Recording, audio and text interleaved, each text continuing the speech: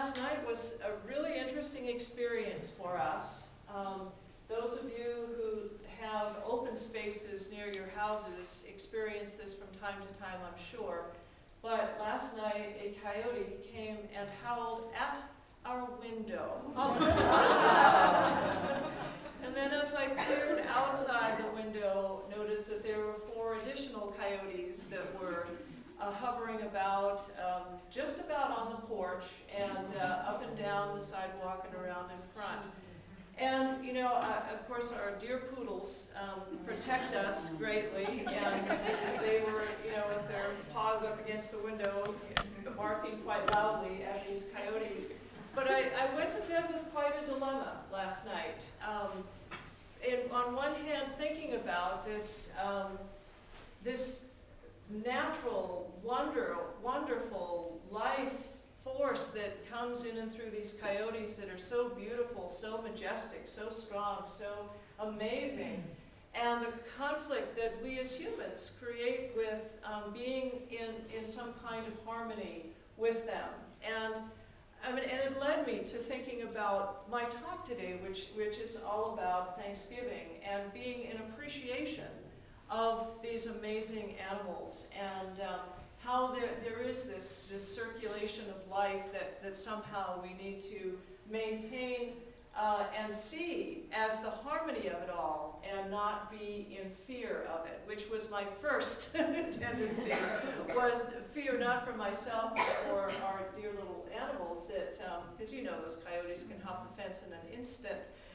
So just to know and just to see everything as it flows together. So it was an interesting feeling, and as I went to sleep with the feeling of appreciation. And that's what we're going to talk about today. That's the main aspect of this talk today, something that we don't always think about. But I'll get to that in a moment. But I want to share with you a little story, a little Thanksgiving story to perhaps lift our spirits a tad this morning, of a gentleman who lived in Jacksonville, Florida with his wife, and his daughter and his son lived in distant places across the United States. And so the gentleman called his son and said, "Son, your mother and I are getting a divorce. We've just had it. After all these years, we're done." And the son said, "No, Pop, you can't do that. You just can't do that. Please, please, no." And he kind of went on, and he said, "Nope, that's it. That's the end of it." So the son called his sister and said, "You know, Mom and Pop are getting a divorce. What are we going to do?" And the daughter said, "Oh, I don't know. That's awful." She calls, "Pop, what are you doing?" "Nope, that's it. That's the end of it." So the daughter and the son said, "We've got to get out there and be with them." So they got their plane tickets. They got, you know, made plans and told Mom and Pop they were going there. And Pop says to Mom, "Okay, they're coming for Thanksgiving and they're paying their way."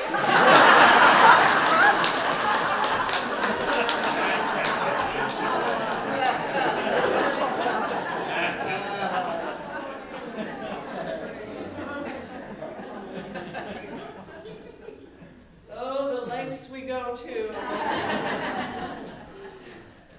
So this week we do celebrate Thanksgiving, and we celebrate that incredible opportunity to demonstrate gratitude for all our blessings. And yes, we, of course, are doing this all year long.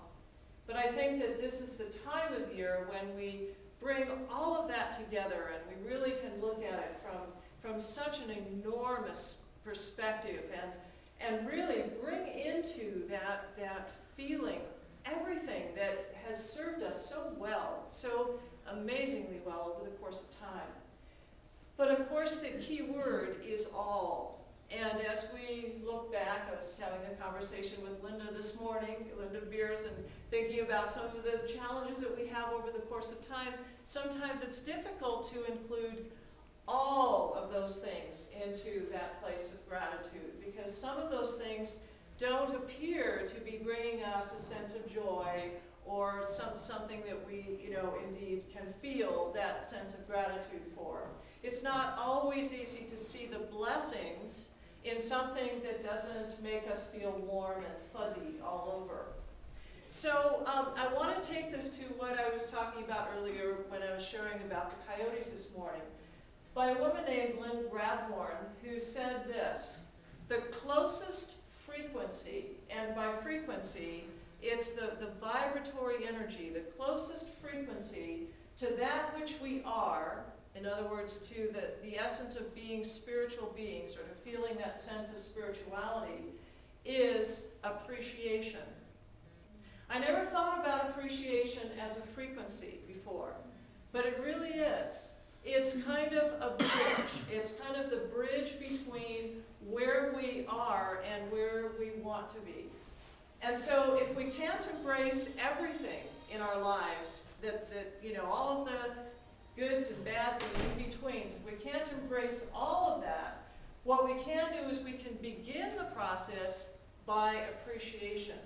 So every breath, every time we look at the stars, every time we see the trees, every time we experience anything in our lives, even the very chairs that we're sitting on, the function that some things play for us in life are so amazing. So they make life so easy. I mean, what if we didn't have some of the things that make our lives easy? What if we didn't have forks to eat with? Or what if we didn't have the stove to just go over and utilize when we needed it? Or to turn on the heat this morning when it was 26 degrees. When we came in here this morning, it was 46 degrees in this room. So we had some fires in here earlier. No. But we cranked it up really quickly. But those are the things that, you know, you just take for granted.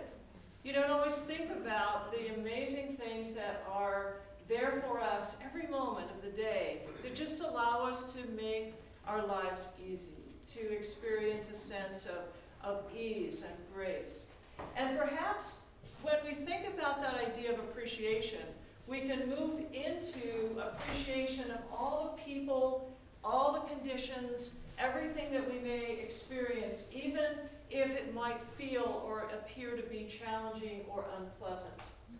So let's take this one step deeper again. Let's go deeper even than appreciation.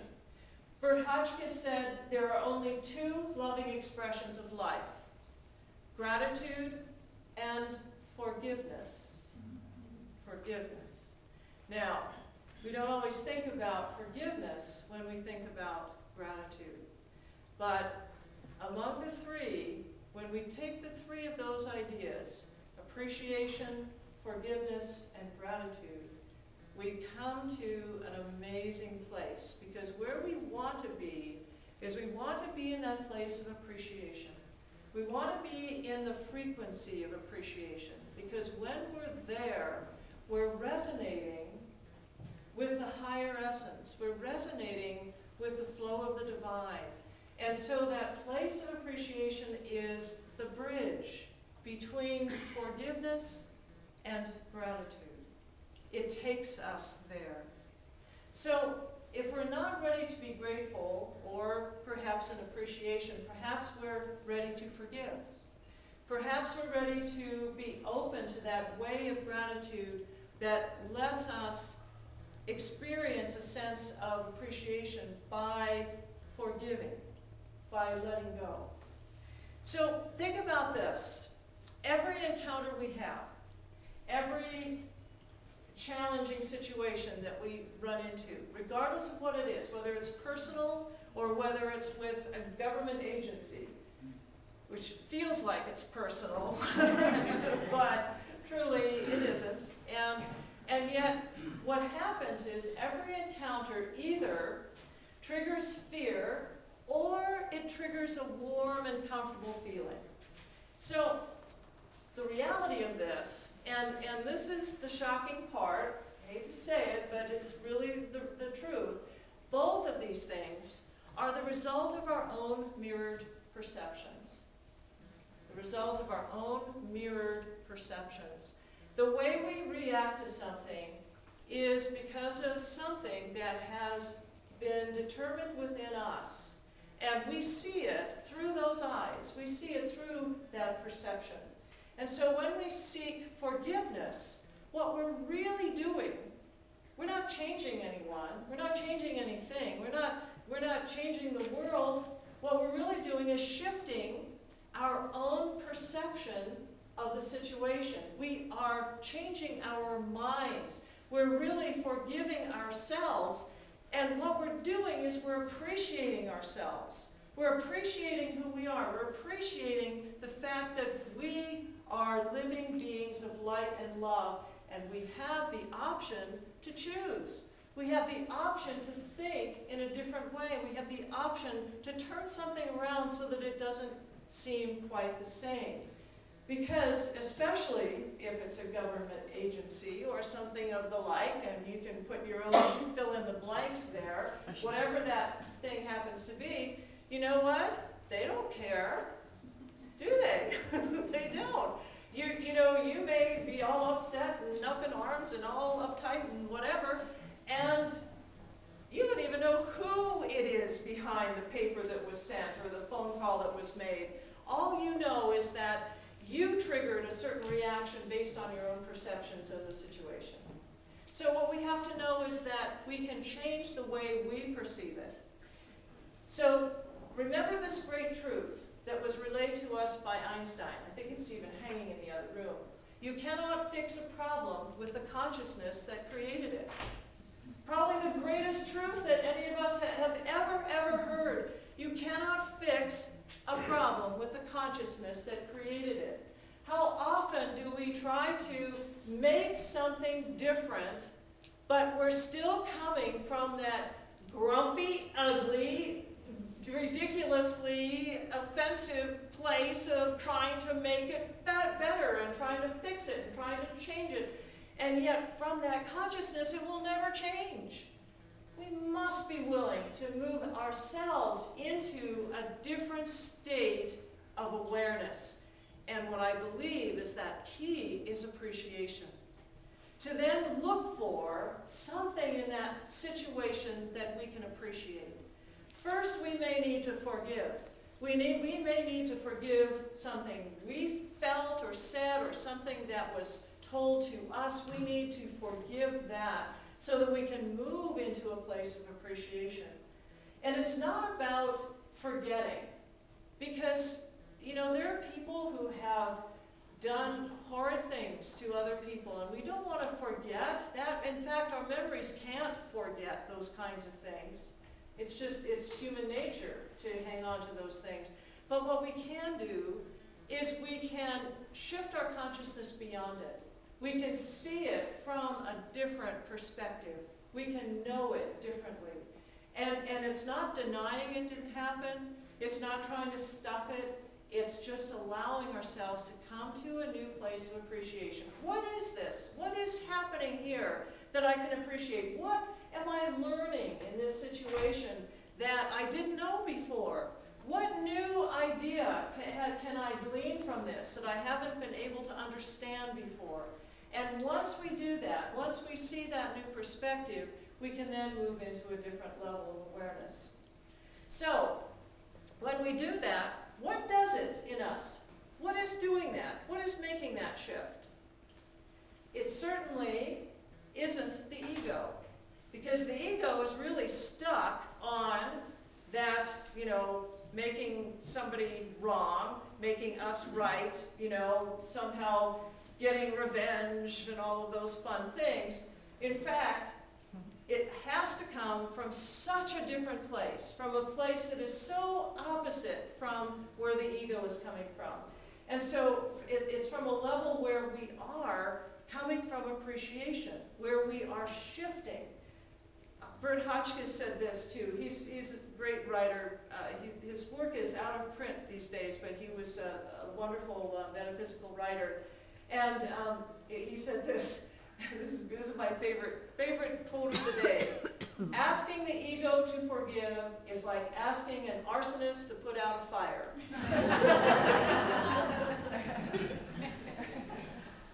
It just doesn't work that way. So we have to know, we have to calm the ego.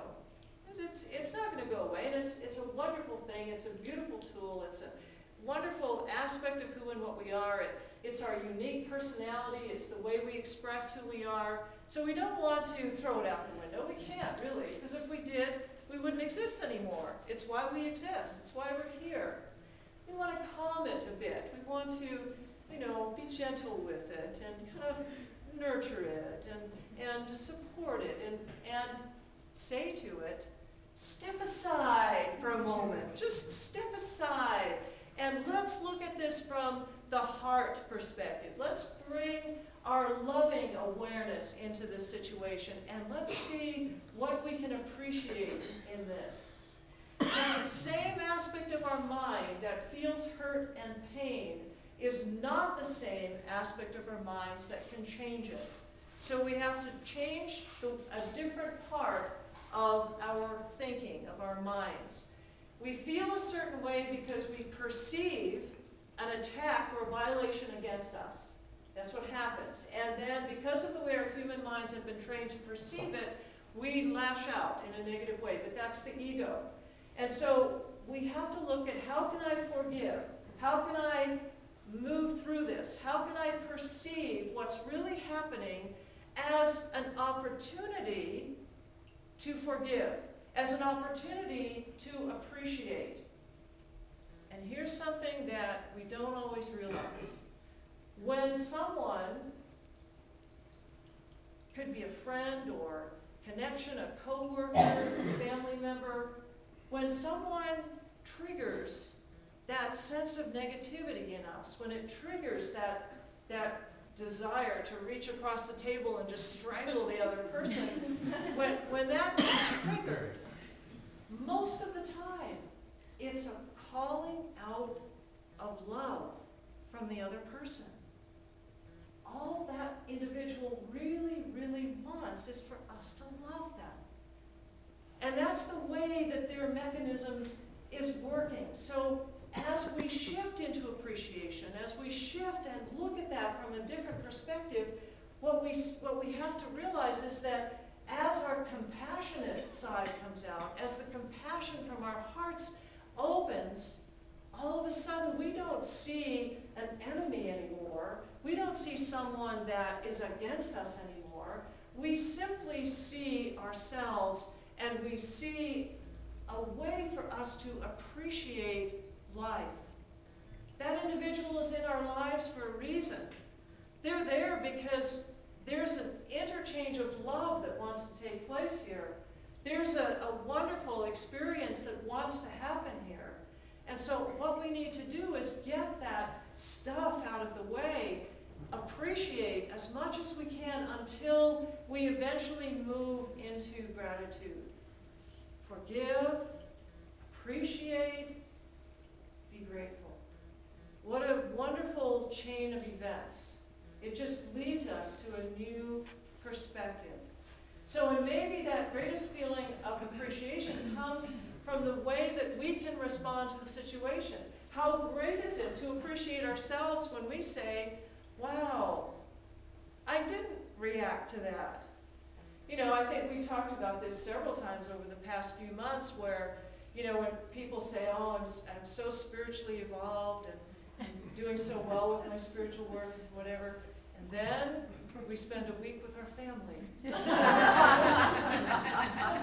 So, for some of us, not all of us, but some of us we're going to be spending a week with our family this week, And some of us have reached that place where we're just really so calm and just everything just kind of flows and it's beautiful and wonderful.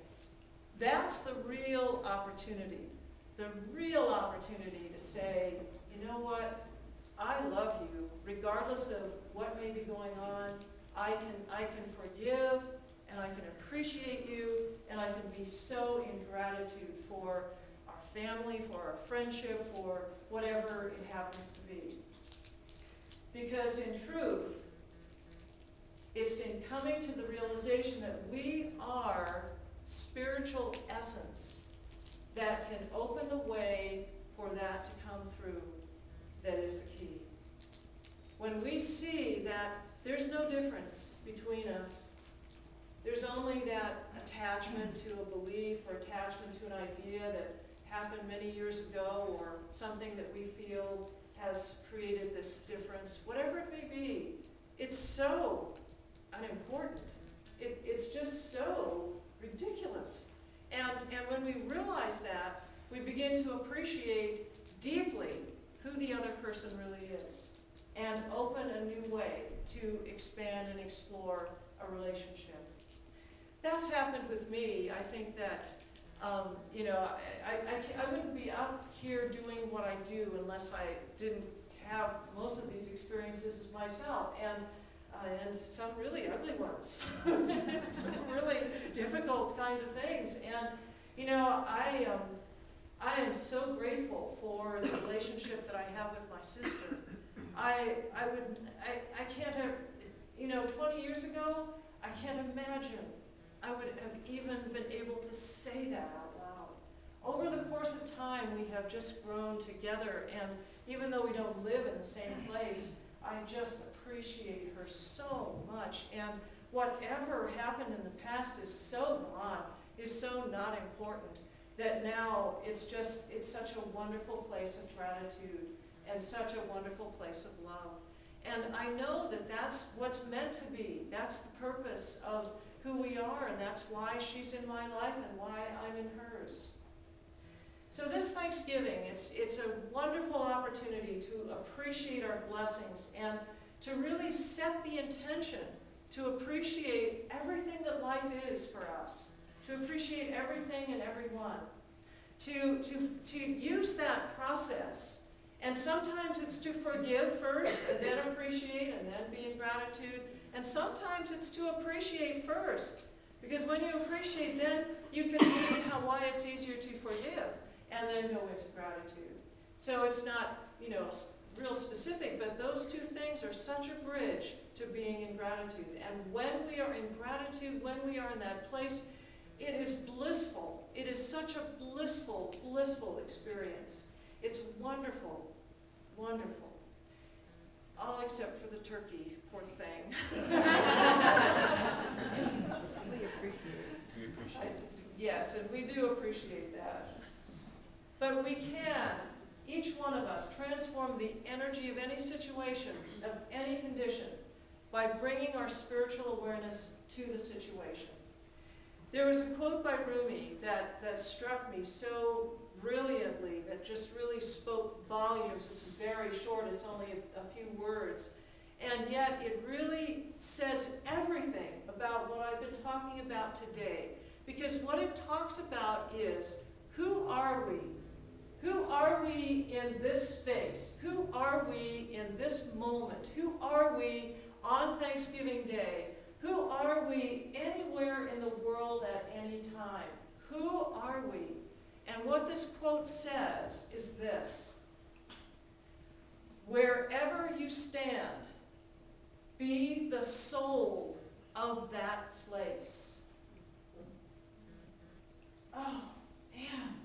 It's like it just says to us, just ground yourself, just feel the energy of the divine presence just holding you there and being that light. You can just feel yourself just become on fire with that light. Be the soul of that place. And when you're the soul of that place, what else is there?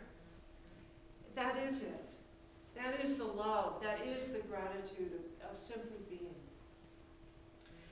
I would be remiss if I didn't express my gratitude for all of you, for the gratitude for each and every one of our volunteers that we call Seva, selfless service.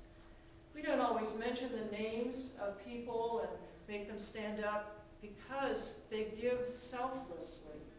They give of themselves to be here and to simply support the idea that why they're here is so that other people can discover the truth within themselves, so that we can provide an atmosphere of love and joy. That's what our volunteers are all about. That's why they give so much.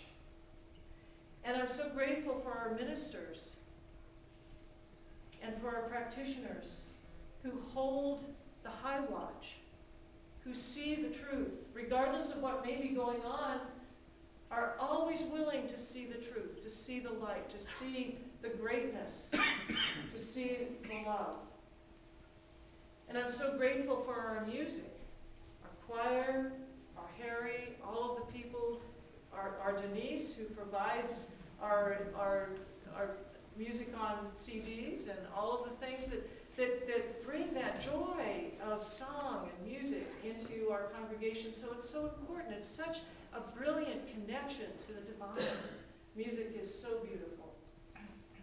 And all of you who support us through your contributions, through your service, and by your consciousness, by your willingness to show up, by your simple choice to be here and be among a community of people of like mind. So I am so grateful for that, and so grateful for my own partner and my own home. And Thanksgiving is just the best. It's just the best holiday of the year. It is just an amazing time. So I honor you, I celebrate you, and happy meal, happy family, happy everything that you do this week. I hope you join us at our gratitude service on Wednesday evening, which I know will be just wonderful. So thank you. Thank you for being who you are. Thank you for giving me the opportunity to express the words that somehow want to come through me every Sunday morning. You are amazing, and I love you.